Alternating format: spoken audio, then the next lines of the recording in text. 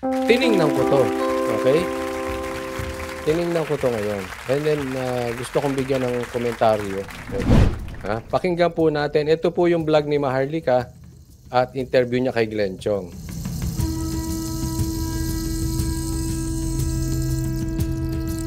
Okay, pakinggan lang natin, ha? Like Abu Sayyaf o yung mga kalaban talaga, mga terrorist. Minsan ini-interview pa ng, ano yan eh, hindi minsan, ini-interview talaga sila ng journalist.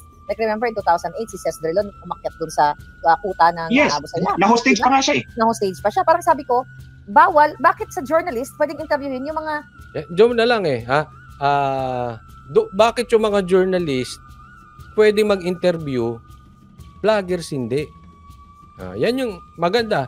Yan yung tanong namin at yan ang tanong ng marami. Tanong ng Banateros Brothers yan, tanong din ni Maharlika. Tamang-tama eh, na hindi ko maintindihan, katulad nung issue nung dito sa abogado, yung taob, bakit hindi nila maintindihan? Ito same thing. Hindi ko maintindihan, ba't hindi maintindihan ng ibang abogado? Pero alam mo yung mga matatalinong abogado na walang agenda? Kasi minsan dyan namamali ang tao sa agenda. Pag talagang bubutas. Yan yung sinasabi ko kanina. Kaya yun ang una kong topic eh. Yung kabutas. Pag wala kang butas, bubutasan ka. Bakit? May agenda. Hindi sa hindi nila alam. Alam nila, kaya lang galit.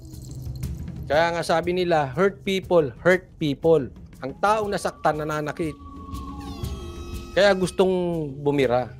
Pero hindi ako naniniwala, hindi nila alam. I mean, a layman, kaming mga vloggers, alam namin eh.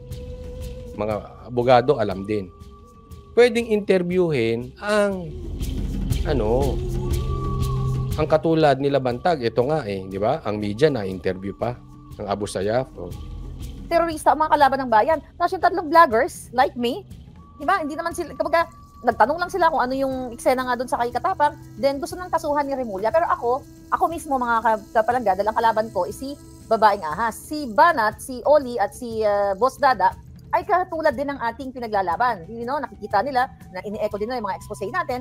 And I'm so... Teka muna, bago tayo mapunta doon. Ako hindi ko nakakausap si Maharlika pero gusto kong pahatid itong pasalamat, no? Dahil iisa ngayon ang aming laban, no? At nare-recognize niya. Maraming salamat po, Maharlika. At kung ano man ang differences, no, sa akin lang kasi wala. This is not about me. This is the fight of the Filipino people. So pwede tayong magkaisa kahit hindi tayo magkakaparehas ng kulay ng ating sinuportahan ng eleksyon. Hindi importante sino sinuportahan natin. Ang importante ngayon, bagamat hindi kami nagkakausap, ako'y nagpapasalamat, bagamat di kami nagkakausap, iisa po ang aming pinaglalaban. Kami, galit sa tambaluslos. Huwag niyong lokohin ng mga Pilipino. At tayo magkakaisa dyan. Alisin na natin yung ating differences. Ang importante, saan tayo pare-parehas. Ang pare-parehas natin, ayaw natin sa manloloko. Ayaw natin sa mambubudol. That's it. Doon tayo mag-rally. Doon tayo magsama-sama. Doon tayo magkaisa. Ipakita natin na yung pagkakaisa ng iba ay peke. At eto, na hindi sumisigaw ng unity, pero at the end, tayo pa united. Ako naniniwala ako dyan. Ang salita, wala yan. Nasa gawa. Kahit gaya sabi ko, magkakaiba tayo ng sinuportahan ng eleksyon, ipapakita natin sa huli tayo din ng united. Bakit? Meron tayong common denominator eh. Meron tayong pinaglalaban. Ayaw natin sa bulok. Yun. So, tingnan natin ngayon sinong unity team. Yung nagsalita ng unity team? Na sila nagsisiraan? O yung dating hindi magkakaalyado pero iisa sinisigaw ngayon? Okay, diretso tayo. Thank you po So happy na naging magkakampi kami laban sa katotohanan. So the reason why, ang nakikita ko dito brother, gusto silang patahimikin lalo na dyan sa Pilipinas. So ako nga, di ba, tinamnan ng kaso, gumamit ng peking address. Ano yan ang nakikita ko didemanda kami kasi sasampulan ng vloggers. Gagawin kaming model. Gagawin kaming sample. Pag pinatahimik kami, para yung ibang mga vloggers tumahimik. Mali sila dun. Kasi ang vloggers mahirap patahimikin. Bakit? Wala pong boss ang vloggers. Ang media kaya mo patahimikin. Kausapin mo lang yung boss sa tamang kasunduan. Ganun yan. Ang vloggers hindi. Hindi tatahimik yan kasi walang boss yan. Yes, di ba? So how much more na sila nandiyan sa Pilipinas? Si Asgard, di ba? Actually, balik muna tayo saglit. Ma'am, balik muna tayo saglit sa subjudice. Kasi pinag-uusapan nila dito yung subjudice. Yung hindi dapat pag-usapan, yung nakasampa ng kaso. Yan yung pinag-uusapan nila tungkol kay Lisa. Hindi natin, sorry. Yung subjudice, mga kababayan, ang ibig sabihin, the matter is only under consideration of the court. So, wag ka nang magsalita about that doon sa labas. Okay, when you say subjudice, the matter is under consideration by the court. So, wag ka nang magsalita dyan sa labas. Wag ka nang magsalita sa labas. Hindi na pwede pagsalita. Dalawa yung sinasabi niya. Yung nasabi mo na bago ka pinagbawalan at yung pinagbawalan ka na bago ka pa makapagsalita. Pero kung tama ako ng pag-uunawa sa sinabi ni Attorney Glenn Chong, ang ibig niya pong sabihin dito ay parehas po unconstitutional. Parehas bawal. Yung pagsasabihan ka na hindi ka magsasalita. So you remember, dati palagi akong i-interview doon sa kaso ni Richard. Ako yung private prosecutor doon. Tapos nagbo-broadcast pa ako sa radyo, DWIC. Tapos pinailan ako ng motion to gag. Pinailan ako ng motion to gag ng kalaban. Padinay-dinay pa ako doon sa harap ng court. Padinay-dinay pa ako doon. Ito, padinay-dinay pa ako doon. May kwento ko lang sa inyo because this makes the discussion lively. Padinay-dinay pa ako, sabi ng judge, Attorney Chong, did you talk about the case in the radio? Sabi ko, Your Honor, I could not recall. Ayun yung pagtagot ko Your Honor, I could not recall. Sabi niya, I will ask you a second time. Did you talk about it with Attorney Trixie Cruz Angeles in DWIC? Specific na. Sabi ko, where did you get that, Your Honor? Sabi niya, there's a motion file. Did you not see that? Your Honor, I saw the motion, but I was not furnished with a copy of the USB. How could I know? Sabi niya, okay, I will ask you again as a brother lawyer. Bumaba na siya ng kanyang estado ng judge. Brother lawyer na lang. Brother lawyer. Nagsalita ka ba doon sa kaso, sa radyo? Sabi ko, Your Honor, I beg to disagree with you. I cannot answer your question intelligently because wala po akong USB. Sabi niya, I have the USB. Okay. Tapos, binanyan na ako ng prosecutor. Aminin mo na, sinabi ng prosecutor. Aminin mo na. Sabi ko, hindi ko aminin yun kasi wala akong kopya dyan. Hindi ko. Dito ni Bicol Expert, wag nyo na Boss Oli kasuhan. Ano kaya kung bawian nyo na lang si Boying patas na paraan? Ano kaya kung interviewin? Wala, grabe siya. Mahirap yan, mahirap. Parinig Sabi ng court, sige, ayaw mong sumagot ha. Sabi ng court, sige, ayaw mong sumagot ha. Sige, the court is requesting you to stop talking. Hindi niya ako inorderan, hindi ako inisyon ng gag order. He was requesting me to stop talking. That's an example of hindi siya inorderan ng korte patungkol na hindi siya magsalita doon sa kaso. Ni-request, hindi order. That's an example of subjudice. Stop talking about it outside. Now, in this case, nung nagsasalita sila, nag-interview sila, iba yung topic, hindi yung kaso niya. That's not subjudice. Maliwanag. Yung nagsasalita sila, hindi about sa kaso, hindi yun subjudice. Yun lang kasi yung subjudice, contempt of court. Yung contempt of court, malabo talaga. Mas posible pa nga yung kung pinag-usapan yung subjudice, pero hindi rin. Yan yung sinasabi ni Attorney Glenn Chong. I see. Now we learned today. So, hindi yan subjudice because that's not the case that you are talking about that's in court.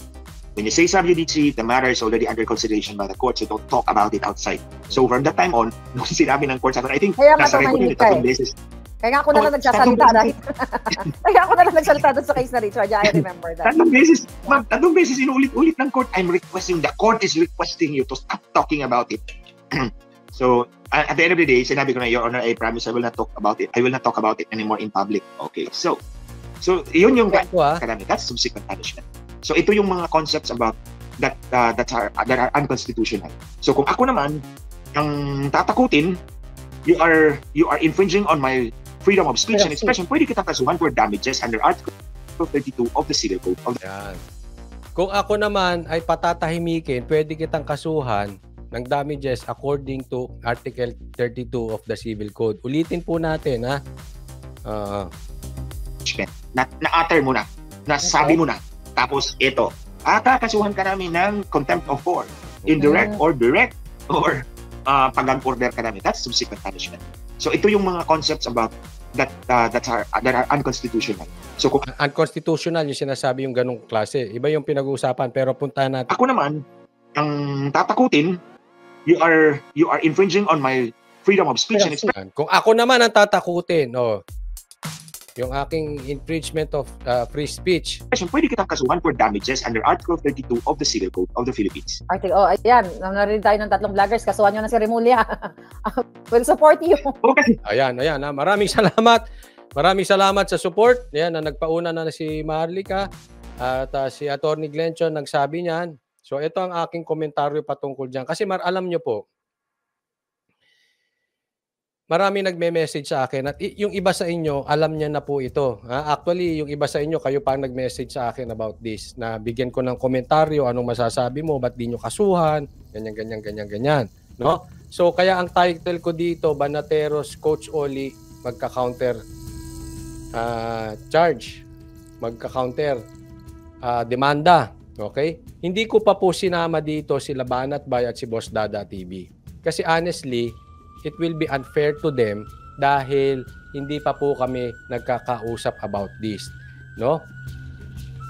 Malamang-lamang pag kami nagkita-kita ulit, malay nyo bukas lang magkita na kami ni Banat Bay. Sasabihin ko to, no? Kaya lang I cannot speak on their behalf. Ang sasabihin ko lang yung sa akin. Okay? So bakit hindi mo Coach Oli i-demanda? Ito 'yon. Ito sagot ko diyan. Wala pa naman kasi yung demanda, no? Kasi ito counter to eh. Kasi kung tatakutin mo ko, kung pipigilan mo kung wag magsalita, pwede kitang kasuhan. Pero hindi pa naman pinipigil eh. Okay? So pag pinigil na at kinasuhan na, ang masasabi ko lang po ay lahat po ng legal remedies ay kukuhanin ko. Ako muna. Ayoko magsalita patungkol kay Banat Bay at kay Boss Dada TV. But kung ako, lahat ng legal remedies gagawin ko. Pag andyan na po. No? Kaya maraming salamat doon sa payo ni Attorney Glenchong. At sa katunayan, hindi lang po si Attorney Glenchong ang nagpapayong ganyan. Yung mga abogadong nakakausap namin, yan din po ang sinasabi. At maraming salamat din kay Maharlika. Okay? Pero saka ako napupuntahan, no? Sinagot ko lang kasi sa dami nung nagbibigay sa akin ng messages. Yan po ang magiging hakbangin natin. On the proper time, gagawin po natin lahat ng available legal remedies. Okay? Ngayon pong week na to, kaya nga ako ay magiging busy ngayong week na to dahil magkakaroon po ako ng meeting sa mga abogado. Tapos magkakaroon po ako ng mga meeting doon sa grupo ko sa media. No? And babanggitin ko to. Babanggitin ko tong payo sa akin ng ibang abogado at itong sinabi rin ni Attorney Glenchong kung anong masasabi nila patungkol dito. Kaya lang kasi ito ay hindi ito laban lang ng Banateros eh. Para sa akin, ito ay laban ng mga vloggers. Laban to ng media. Kasi pagka pinigilan ng Banateros, pwede nang gawin yan sa iba. Kokontrolin. Ang gusto nila hawak sa liig. Kaya nga po, democratic country tayo. Doon na lang doon sa 3 branches ng ating government. Kaya nga ginawa yan, ibig sabihin may check and balance. Kaya lang nawawala na yung check and balance doon sa 3 branches natin. Yan po yung legislative, judiciary, tsaka executive. Magkakaiba yan. Para hindi mo naaabuso ang iyong kapangyarihan, may nagche-check. Kaya lang nangyayari ngayon, masyado. Yung executive gustong kontrolin ang taong bayan, siya na rin ang taga-sampa ng kaso, siya na rin ang taga-husga, hawak niya na rin ang legislative, hawak niya na ang kongreso. Ano yan? Martial law yan. Ha? Wala nang check and balance mangyayari pag ganyan. Ngayon, hawak mo na ang media, tapos hahawakan mo pa ang social media. Ay, mawawalan tayo ng ano talaga niyan, check and balance. Ano yan? Ayan nga ako'y naniniwala doon sa mga sinasabi ng maraming nagko-komentaryo dyan na tayo po ngayon ay nasa silent martial law na. Kasi pinipigilan ka na magsalita. Isa po yan, nakatangian ng martial law. Yung hindi ka na pwedeng magsalita. Halimbawa, pipigilan ka, babayaran ka. Hindi natin alam kung sinong nababayaran kasi minsan tahimik ang bunganga ng media. O kaya, tatakutin ng vloggers. Anong tawag doon? Diba? Masisisi ba natin kung tawagin tayong silent martial law na ngayon? O sabi ni MJ Abanghilista, tama yan coach, sana sa gagawin mo magising na si Kuting at alisin na si Bonjing sa DOJ. O kaya nga bata i-consult ko muna ha. Thank you LQP Paat sa stars ha. Maraming salamat po sa pag-sponsor at kusang loob. Ganyan na po yan, atake lang po ha. Atake po ang ginagawa nila sinimulan nila kay Sara, kay Gloria, tapos sa media hawak, vloggers pa, babanatan na.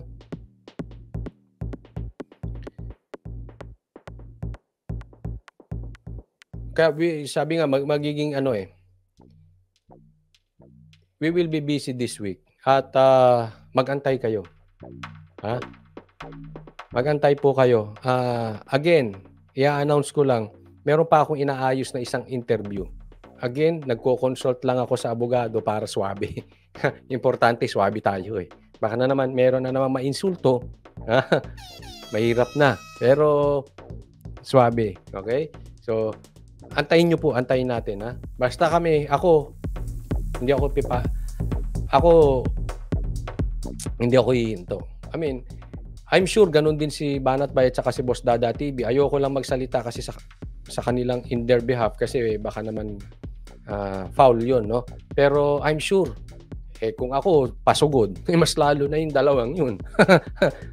Kung ako pasugod pa lang sila, nandoon na. Ayun ang ugali nung dalawa, lalo si Banat Bay. Mamatindi yan. Nagpaplano pa lang ako sumugod, nandun na pala. Ganon. Kaya ayoko lang magsalita ayoko lang ipasok sa bunganga ko yung salita nila. Okay?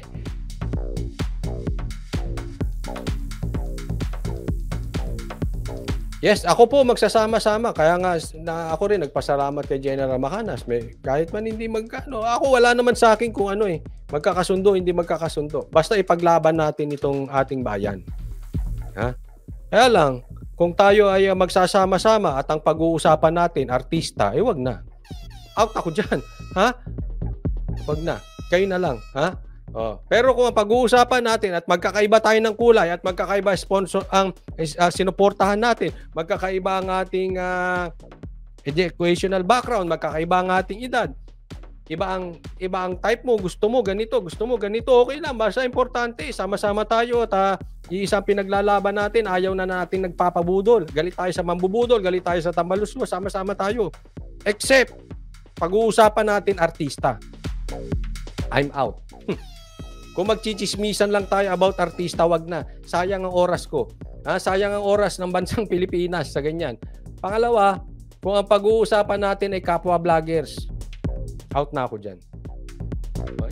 Pag ako nasa grupo, tapos ang pag-uusapan natin, alam mo si ganon? Ay, wag na. Ayoko ng chismisan. O ano pag-uusapan natin? Alam nyo, eto yung nabubuong halimbawa, ito yung nabubuong demolition job kay Sara. Ano bang sa tingin nyo rito? Yan, okay yan. Pag-usapan natin yan. Pero alam mo si ganitong vlogger? Ano yan? Mahilig mangutang yan, di nagbabayad. Ay, out na ako dyan. Singilin mo na lang, pero wag mo na ako idamay sa usapang chismis, usapang marites. Kayo na lang. Okay? Usapang Smartmatic, go ako dyan. Basta po tungkol sa yung may epekto sa pang-aapi at pangbubudol sa mga Pilipino. Cesar Lu, huwag kayo susuko. Tama sabi ni Banat Bay, wala siyang katakutan. Ay, oo, matapang yun. Grabe yun. Nanay Emmy, oy, maraming salamat po sa stars.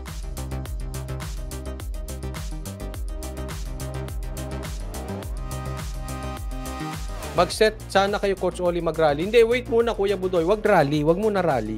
Hindi yan. Hindi tayo sa rally. Kasi mahirap yung rally.